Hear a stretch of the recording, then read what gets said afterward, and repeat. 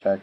I'm really wondering. I mean, there's probably only one Infect drafter here, which we need to be aware of. There's going to be in a good Infect deck. So maybe we'll pick up some of those 1/5s or something to try and slow down that type of deck, because we really don't have. I'm going to cost sort here, but we really don't have too many low-cost creatures. We don't have many creatures at all at this point, about 9. Um, so I can take another Galvanizer or an off-color mirror here. And I think I like the off-color mirror better here. Because we have one Galvanizer who's not doing much right now. I mean, we could have 2 and hope we get them both out and get them to pump each other. Could also take Sun Chaser, but, you know, again, our artifact count's not very high. So, sooner would try to up that artifact count before taking those dudes. I'll take the Tower of Calamities, whatever. Maybe I'll play it, but I'm going to really try not to. You know, it does only cost 4, so it is sort of a mid-game Metalcraft enabler, but I don't know. Card's not very good. It's so slow. Sylvok Lifestaff seems like the obvious pick here. You know, as you get down to the dredges of the packs, I don't need much explanation for my picks, I don't think. So again, I mean, these are all bad. Most likely to get played is Tel Jihad Defiance, so I'll take that. Be a little annoying against our deck, maybe. So I'm kind of happy with our deck, but it doesn't do a whole lot on the aggressive side, other than the double Skyguard, which again can get blown out. Here, none of these cards are likely to get played, other than maybe Trigon Amending, and I'll even leave it in my list up here, and I won't play it. Here's that Wayfarer I was hoping for the sideboard against Infect. He's just very good, very efficient against Infect. Salt Strobe could get played, so it's worth taking here. Though I kind of like it when my opponent plays, because it's just poor card quality usually. I mean, you know, very often you won't get much into it. Here we open another crummy rare. We've just had bad rares through here. But we do get some other interesting options. Goldmere, Sylvok Replica if we decided on the green plan. Obviously, if we were in fact Sisbearer, I think would be the Windmill Slam here. But since we're not, Glint Hawk Idol is pretty solid. And so we are kind of putting ourselves back on this artifact plan here. And I haven't had to take very many low-quality artifacts. I'm going to go ahead and hide the Tower of Calamities. You know, maybe I could even side it in against a really slow deck or something, but yeah, right now I'm not too worried about it. I don't feel bad about not playing it. Here, lots of quality blue cards. Obviously one of the best ones, Volition Reigns. I just hate that card. I hate playing against this card. I mean, it's a great card when you're in blue, and, you know, blue it can be a strong color to be in, assuming you're the only blue drafter at the table. But, man, like that card, it just flips the game around. It's so horrible to play against. So I'm going to take Golem Artisan here, though. He's just a great card. He could just be a late game win condition, and it's basically what this deck is looking for. And get some early aggression in, and then drop him down later. Here we have a choice between Goldmere and Galma's Warden. Let me look at the colors again. Let's just see what our artifact count is. 1, 2, 3, 6, 9, 10, 11. And going back to cost sort, I mean, we don't have many 4 drops, which kind of lowers the quality of mirror, but we do have 5 and 6 drops. I like Galma's Warden maybe more than most people, but I'm going to take the Goldmere in hopes that maybe we can keep on our artifact plan. Here we have Glinthawk. We also have a Leaden Mirror, so off-color mirror, which is okay. I think Glinthawk's the pick here. And I'm not even going to just beating my head against the wall thinking about how good of an Infect deck we could have. It's just such a boring archetype. Another consideration would be the Forge Master, who's mostly just a big dude. Although occasionally, too, you can sack some artifacts to pull up some sort of utility artifact. You know, maybe I could search for an Artisan or even a Sentinel, maybe. But, you know, I'm not going to do that. I like Glinthawk. He's another early aggressor, and we're kind of building a Skies plan here with some late game stuff with Artisan and Sentinel, and maybe in Barrage Ogre. seems to fit into this nicely. We have 13 creatures, which is good for us. Here, again, quality Infect card, Icarats. Got a Vector Asp, we got Sky Eel School. I'm tempted to hate the Infect, since I think that's what's going to win this draft. The one Infect drafter. But instead I'm going to take the Sky Eel School, because that's an even bigger beater against our deck. Like, that's another reason why the 2/2 flyer deck kind of sucks, is because Sky Eel School will blow you out. Just blocks all of your dudes, except for my Hippogriff here. Okay. Nothing interesting here. I will take the Strider Harness. Hopefully we get one or two more playable picks. Ooh, okay, so we've got a choice here. We have Volshock Replica, who's a good dude, or we have Trigon of Corruption, which is just incredibly powerful, and I can't believe it's still in this pack. I'm definitely taking the Trigon of Corruption. That card is just great. Especially if we are playing against the Infect deck. If we could just stall the board for a few turns till we get that out, and then we could basically just kill any of his dudes he plays. Okay, so nothing playable in this pack for our deck, so I think Corpse Cur is going to be the pick. I mean, we're just going to...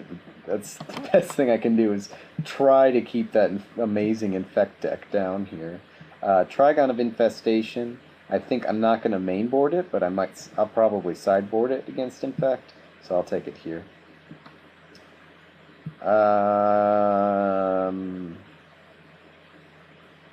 I guess I don't want anything of mine countered. Maybe I hated the Sea Strider, I don't know. Let's get rid of the Archers. It's a good sideboard card against us. A late Sky Eel School. There's been a lot of good blue going around. They're not great. Like I still don't feel too bad about that. And Echo Circle, which we will not play either. So I don't know. I'm gonna have to count our artifacts in a second here. Let's see. 1, 2, 3, 4, 5, 6, 7, 8, 9, 10, 11, 12, 13, 14. Okay, so it looks like we did make enough artifacts to stay with the artifact plan.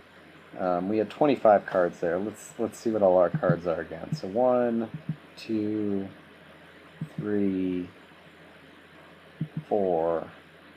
Actually, probably not going to play Strider Harness. Might not play Galvanizer. 5, 6, 7, 8, 9, 10, 11. Okay, so that's only 11 artifacts, but we can still play Harness, Galvanizer. Puts us at 13. I really want to run one more, but there's not a lot I want to run. Maybe Trigon of Mending? Let's see, the only thing our Chrome Steed? Is that the only Metacraft? Let's look at all these other cards. I mean, Barrage Ogre is obviously good with artifacts, but you don't have to run a ton. He'll just throw Mirror at the end of the game. I should talk about that card a little more, because I think he's a little underrated.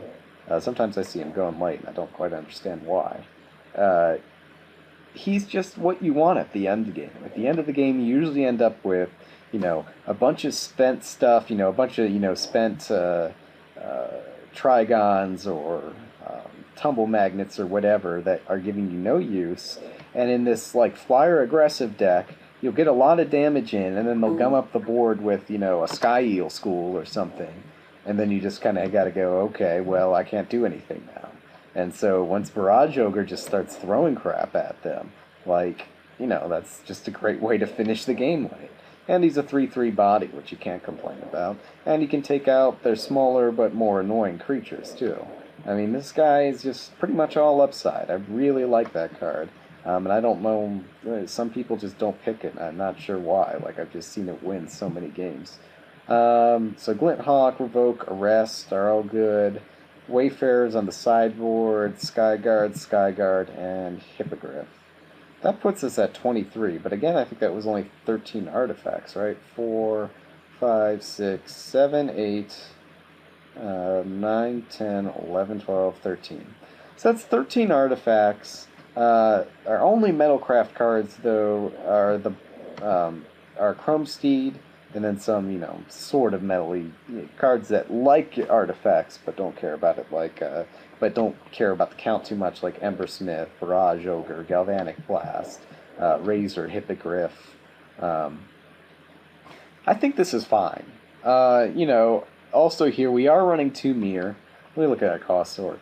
We're running 2 Mirror, and a lot of people are saying, well, if you run 2 Mirror, then you should run 16 land.